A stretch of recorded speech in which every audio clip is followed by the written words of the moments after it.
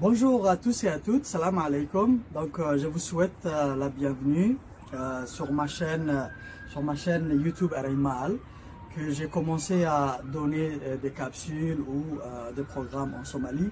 Donc mes amis francophones m'ont beaucoup écrit et sollicité en disant mais pourquoi vous ne faites pas en français? Comme j'avais l'habitude de faire certaines conférences ou des capsules en français précédemment sur une autre chaîne que j'animais à propos de sur la santé mentale et la psychologie. Donc cette chaîne-là, c'est plus général. On va prendre évidemment des capsules sur la santé mentale, le développement personnel, mais aussi plus généralement autour de mes livres, mais aussi d'autres livres qui sont intéressants que je vais lire, que nous allons lire ensemble, et puis décortiquer, analyser. Mais aussi, je vais vous apporter quelques notions sur répondre à vos questions, je vais dire, sur l'édition. Beaucoup d'entre vous m'écrivent à propos de l'édition. J'ai fini un livre, je suis en train de le finaliser, comment faire, à qui m'adresser, etc. Donc je vais vous apporter aussi quelques éclairages là-dessus. Mais plus généralement sur le livre, la lecture et l'écriture, nous allons faire des ateliers. Donc mes amis francophones, je ne vous ai pas oublié, nous sommes là ensemble, que vous soyez à Djibouti, ailleurs en Afrique, mais aussi ici au Canada et en Europe. Vous m'avez beaucoup écrit, je vous remercie beaucoup. Ça veut dire que vous me suivez, que vous me lisez. Ça fait chaud au cœur, parce qu'on a souvent tendance à dire un écrivain, ou le livre, ça s'écrit à deux, entre l'écrivain lui-même, mais aussi le lecteur. C'est souvent à deux. L'écrivain laisse ses mots en partage avec ses lecteurs. Et souvent, des fois, les lecteurs eux-mêmes analysent ou trouvent un sens qui est différent de celui auquel l'écrivain lui-même avait pensé. Et d'ailleurs, ça m'arrive, des fois, on me dit « Ah, ça, dans ces pages-là ou dans ce chapitre-là, c'est ça que vous vouliez dire. » Mais ça me surprend moi-même, je dis « Oh, mais c'est pas ça que moi je voulais dire. » Et c'est ça qui est intéressant, ça. On se nourrit entre lecteur et écrivain, on échange, on partage, on se nourrit. Les idées, les questions, les suggestions des lecteurs nourrissent la plume de l'écrivain. Un écrivain qui n'est pas lu, qui ne reçoit pas de suggestions, des questions, sa plume va vite dépérir. Donc merci à vous, merci de me lire et surtout de me contacter, de m'écrire. J'essaye de répondre à vos questions au max.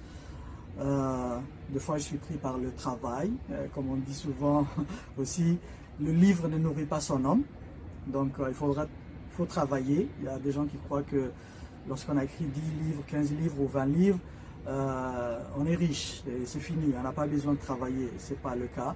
Donc je travaille comme tout le monde, donc je suis pris par le travail, puis après par mon inspiration et les livres. Donc ça arrive que je ne réponde pas deux fois rapidement. Donc voilà, bienvenue à notre chaîne Arimal, c'est une chaîne à vous. Partagez-la, abonnez-vous, appelez les autres à s'abonner et puis envoyez-moi vos questions, vos suggestions, vos idées, je serai prêt à répondre.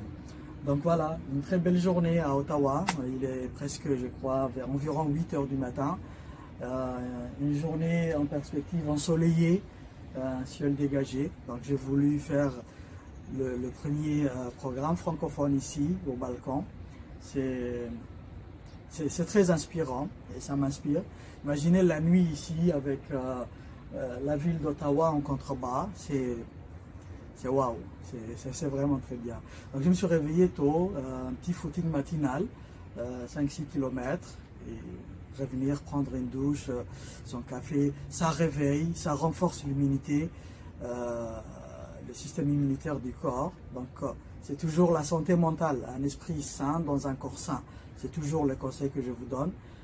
Bougez, sortez, si vous ne pouvez pas ou ne voulez pas faire du footing, bah, vous pouvez marcher, regardez le climat, ou si vous êtes ailleurs en Afrique ou en Europe, c'est encore, c'est la belle saison, il y a encore le soleil, la neige n'est pas encore au rendez-vous, et c'est bientôt l'automne, il ne fait pas très chaud, donc je vous le conseille. Donc aujourd'hui, lancement de la chaîne en français. Je vais aussi répondre à quelques questions que je reçois ces derniers temps, ou que j'ai reçues plutôt, parce que lorsque je partage des extraits de mes livres, je reçois souvent beaucoup de retours et je vous en remercie. Ces derniers jours, j'ai partagé quelques extraits de ce livre-là, Ayan Badan, et beaucoup d'entre vous le confondent avec ce livre-là. J'ai reçu beaucoup de questions, mais est-ce que c'est d'Ayan Daran qu'il s'agit ou c'est quelqu'un d'autre ou vice-versa? Donc, c'est pour vous apporter un éclairage. Donc, Ayan Badan et voilà, Ayan Daran et Ayan Badan, ce sont deux livres qui se complètent. C'est la même histoire. C'est la même héroïne, Aïcha la maudite, comme je l'ai dit, qui là, c'est le début de son histoire, c'est le début de ses déboires. Et là, c'est la fin. Pas vraiment la fin, puisque j'ai prévu un tome 3 à ce livre. Je ne vous dirai pas encore le titre, c'est secret, mais je l'espère le finir bientôt. Donc, Ayan Daran donne naissance à Ayan Badan. Donc ça, Ayan Badan, c'est la fille, la petite fille, la fille, je vais dire, que Ayan Daran a donné naissance. Donc Ayan Daran et Ayan Badan, ce sont des titres dans ma langue maternelle, en Somalie. Je n'ai pas trouvé mieux, sincèrement. Vu l'histoire que je voulais écrire, je n'ai pas pu trouver mieux. Dernièrement, le sous-titre aussi a été changé. Peut-être certains d'entre vous, si vous l'achetez, ça c'est une ancienne version. Vous trouverez Ayan Daran Aïcha la maudite en sous-titre. Et ici aussi en sous-titre, c'est Né sous une bonne étoile. Donc Ayan Badan, la traduction d'Ayan Badan, c'est Né sous une bonne étoile, littéralement. Donc Ayan Daran, c'est non seulement, je n'ai pas pu trouver mieux, ça traduit tous les problèmes et la tristesse que porte ce livre-là, et toute la difficulté de la vie de cette fille, mais c'est aussi une histoire vraie, en quelque sorte, mais ce n'est pas une personne, c'est un chant. C'est l'histoire d'un chant qui se trouve au nord de la Somalie, dans une ville à côté d'une ville qui s'appelle Borama. Les Djiboutiens, certains d'entre vous qui partent en voyage d'été, peut-être vous l'avez vu, peut-être vous l'avez entendu, la route passe non loin de ce champ. Donc, avant que le colon ne s'installe au nord de la Somalie, les Britanniques, ce champ appartenait à un seul monsieur. C'était un champ. Et puis, les colons, lorsqu'ils ont tracé les frontières après la conférence de Berlin à la règle et au crayon, ben, la frontière est passée au beau milieu de ce champ-là, le divisant en deux. Donc, une partie était du côté, finalement après les indépendances, lorsque les Britanniques ont rétrocédé une partie pour l'Éthiopie et que la Somalie est devenue indépendante, le champ se retrouvait partagé entre deux pays. Donc là, c'est comme si c'était, voilà, le champ. Cette partie-là, c'est la Somalie. Cette partie-là, c'est l'Éthiopie. Et la frontière passait là au milieu, pile poil. Donc, les gens, les habitants de la région, lorsqu'ils ont vu ce drame, puisque ce monsieur-là payait deux impôts, un impôt pour la Somalie, un impôt pour l'Éthiopie, ben, ils ont surnommé le champ Ayan Daran, la malchanceuse, ou le champ malchanceux, ou le champ maudit. C'est comme ça qu'ils l'ont surnommé. Et tout le monde le connaît, jusqu'à date, ce champ-là comme Ayan Daran, Berti Ayan Daran, c'est comme ça qu'on le dit. Donc moi, lorsque j'ai passé en voyage et que j'ai vu ça, je me suis dit, tiens, est-ce que ce n'est pas un peu la situation de la femme de nos contrées, la femme africaine, qui est écartelée entre deux mondes, hein, comme ce champ-là qui est écartelé entre deux pays, entre deux mondes, la culture, la tradition et la modernité. Est-ce que ce n'est pas aussi cette frontière invisible qui passe au milieu, dans ce champ, porte la déchirure en lui? Est-ce que ce n'est pas le cas de nos femmes qui sont excisées, qui portent ce drame et cette déchirure dans leur chair, pourtant invisible pour les autres, mais dont elles en souffrent tout le temps? C'est un peu ça. Donc l'inspiration de ce livre a commencé de là. Je l'ai commencé en 2005. Je l'ai fini vers 2007, mais j'ai pas voulu, j'ai pas pu, à cause de toute la tristesse, tous les ressentis que j'avais mis dans ce livre-là, j'ai pas pu le publier jusqu'en 2016. Un jour, j'ai rencontré mon ami Dr Hibo Moumin. Nous créerons plus tard la caravane du livre, qui était à l'époque à l'université, qui est aujourd'hui ministre. Je la salue. Et en 2009, bon, elle avait déjà lu le manuscrit que j'avais partagé avec elle. Elle m'a invité dans... Non, c'était en 2008 ou des choses comme ça, oui. C'était au moment où l'université de Djibouti était encore le pôle universitaire. Donc elle m'a invité un soir pour une de ses classes, pour que je parle de ce livre-là, ou de cette histoire-là, qui était encore à l'étape des manuscrits. Puis en 2016, nous nous sommes rencontrés quand j'étais à l'université de Djibouti. Elle m'a dit, tiens, qu'est devenu le manuscrit Ayandaran? Je lui dis, il est encore dans les tiroirs. Elle m'a dit, mais écoute, il faut le sortir. C'est une histoire formidable. Elle parle de beaucoup de choses. Cette histoire brise des tabous, donc il faut le sortir. Et je lui ai encore envoyé le manuscrit, et c'est elle qui l'a préfacé. Vous allez trouver sa belle préface. Et le livre est sorti en 2016, grâce à ses encouragements. Parce que je me disais que ce livre ne serait pas compris, il ne serait pas peut-être bien accueilli. Parler de l'excision, de tous ces déboires, mais aussi à Aïcha qui va être abusée parce qu'elle va finir ses études, elle sera au chômage, puis elle va tomber dans l'escarcelle d'un homme qui va abuser d'elle en lui promettant de lui donner du travail. Donc à cette époque-là, on n'en parlait pas beaucoup, donc je me disais peut-être le livre ne serait pas très bien accueilli. Et grâce à ces encouragements, le livre est sorti. Vraiment, je remercie Dr Hibo Moumin à Sowe, merci, Jazakallah khair. Et puis, donc, ce livre-là, Ayandaran, lorsqu'elle va traverser tous ce drame, lorsqu'elle va traverser toutes ces larmes, cet homme qui a abusé d'elle va lui inoculer le virus du VIH. Elle va tomber enceinte, comme quoi un problème n'arrive jamais seul. Et elle va être bannie par sa famille. Donc l'histoire s'arrête à ce moment-là, lorsqu'elle tombe enceinte et qu'elle découvre qu'elle est malade. Et puis finalement, l'histoire reprend ici. Elle va être bannie par son père, elle va être bannie par sa famille, parce qu'elle est tombée enceinte, parce qu'elle est malade, etc. Ça ne se fait pas, c'est tabou. Elle va être bannie. Donc elle va se retrouver à la rue, comme ça, du jour au lendemain. La fille qui a toujours été chez elle, chez ses parents, qui ne connaît pas la ville, va découvrir la ville de Djibouti et ses coins secrets. Elle va par exemple parcourir les rues, les quartiers, elle va beaucoup marcher, elle va rencontrer des gens qui sont dans la rue comme elle.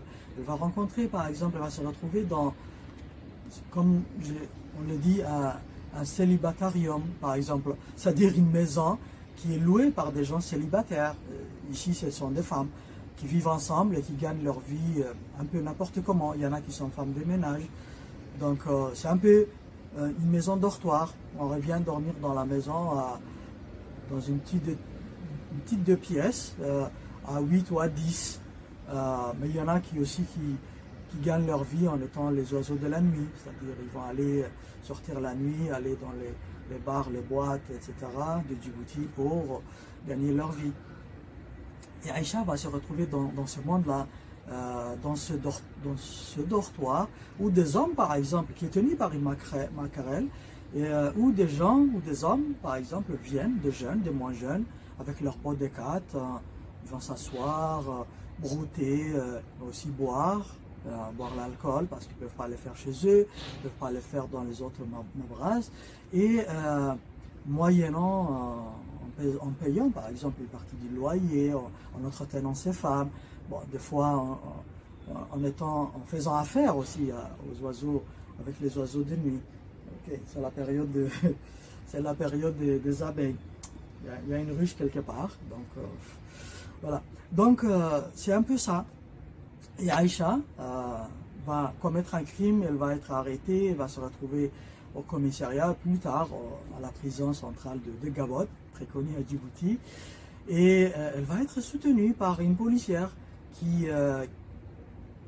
l'avait interrogée, qui l'avait rencontrée lorsqu'elle était au commissariat en garde à vue, et jusqu'au bout, pendant les 9 mois de sa grossesse, elle va passer en prison, et elle se croit vraiment, elle croit qu'elle va donner naissance à un enfant malade, qui va peut-être mourir, mais les bonnes nouvelles vont pleuvoir. Elle va donner naissance à un enfant qui est en très bonne santé, une fille très belle, comme si Aïcha n'avait pas vécu de privation, elle n'avait pas été en prison, très costaud, très bien nourrie. C'est un miracle. Même les infirmières sont étonnées. Et finalement, Aïcha avait préparé un prénom pour cet enfant. Elle voulait lui donner comme prénom Hodo. Hodo, ça veut dire celle qui a une bonne étoile, ou qui a des bienfaits. Et finalement, lorsqu'elle voit ce bébé, et qu'elle voit toute la joie des sages-femmes, des infirmières, du médecin, un gynécologue qui l'a aidé à accoucher tranquillement, on lui demande, mais quel nom veux-tu lui donner? Et Aïcha, tout aussi surprise comme les autres, va dire, dites-la Ayam Badan, né sous une bonne étoile. Et c'est ça, le livre finit en beauté. Si Ayam Badan a été une boule de tristesse, là il finit en beauté. Vous me reprochez en tant que lecteur souvent que mes livres sont chargés de désespoir, finissent mal, ce sont des livres noirs, des histoires qui finissent toujours mal, comme par exemple Mariage d'outre-tombe où Dimbio est mort, le silence des mémoires aussi, qui est l'histoire d'une autre fille qui ne finit pas en beauté non plus. Mais ce n'est pas le cas. Ayam Daran donne naissance à Ayam Badan, née sous une bonne étoile. Donc, est-ce qu'elle sera une fille, une Ayam Badan, ou une fille qui est née sous une bonne étoile? Est-ce que sa vie sera différente de celle de sa mère?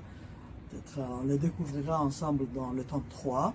Donc voilà, Ayam Daran qui donne naissance à Ayam Badan. Ces deux livres-là se complètent.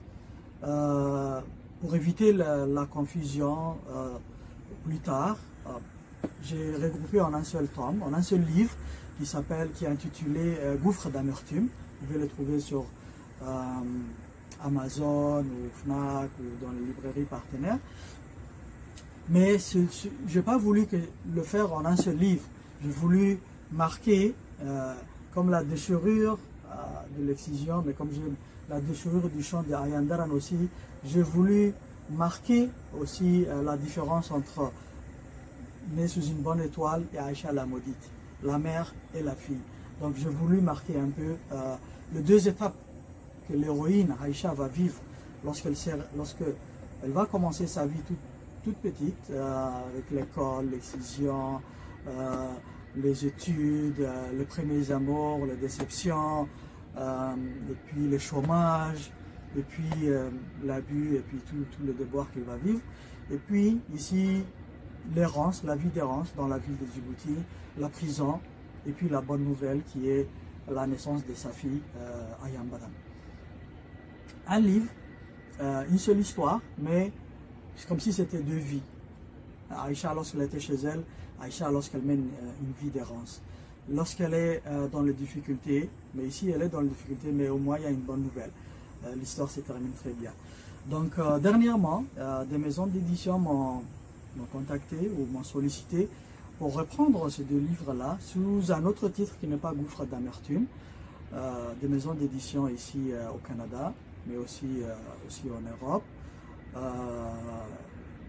Je suis en train encore de voir et de négocier avec eux. Donc si ce projet aboutit, vous allez retrouver ces livres, ou ces deux livres-là ensemble, pas sous le titre de Gouffre d'amertume, que je vais peut-être devoir arrêter, mais qui va apparaître avec une autre maison d'édition sous un autre titre. Ils veulent donner une autre dimension à cette histoire qui touche vraiment beaucoup de gens. Donc Ayandaran et Ayambadan. Donc cette couverture-là, l'image de la couverture, je le remercie aussi, vient de Omar Moubin, un peintre, artiste djiboutien qui vit en France, à Rouen, aux dernières nouvelles. On n'a pas été en contact ces derniers temps, depuis que je suis venu ici. Donc lorsque j'avais remis les manuscrits à Hibon Moubin, il l'avait envoyé à Omar Moubin, qui l'a lu aussi, et ça lui a inspiré ce tableau-là, qui est un tableau sur le drame de l'excision. Donc, vous voyez une petite fille, la femme, la dame qui tient la lame, et puis la petite case qui sert d'endroit pour l'excision, etc., d'atelier, je veux dire, ou d'abattoir pour les filles, pour les fillettes. Donc c'est un tableau qu'il avait fait. Ce tableau-là, nous l'avons acheté à l'époque avec la caravane du livre. Beaucoup de gens ont contribué, on a fait une collecte et on a fait rentrer ces tableaux-là, ces toiles à Djibouti, et nous l'avons remis à l'UNFD, l'Union des femmes de Djibouti.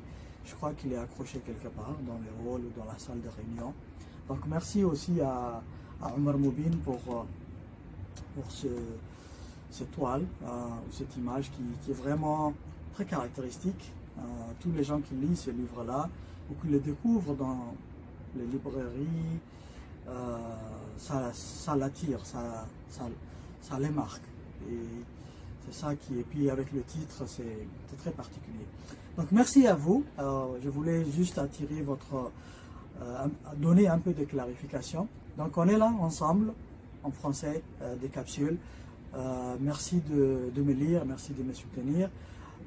Partagez la chaîne et Inch'Allah, on va prendre d'autres capsules à propos de mes livres, d'autres livres, mais aussi vous apporter quelques éclairages sur le monde de l'édition, comment finaliser vos livres, on va prendre des ateliers, comment écrire, comment aussi le monde du livre, surtout de l'édition, qui est bourré de pièges, mais aussi où il y a beaucoup d'arnaques. Je vais essayer de vous apporter mon expérience, quelques éclairages là-dessus. Je vous remercie. Je vous souhaite, comme moi, de passer une excellente journée ensoleillée et à la prochaine. Merci beaucoup. Au revoir. Salam alaikum.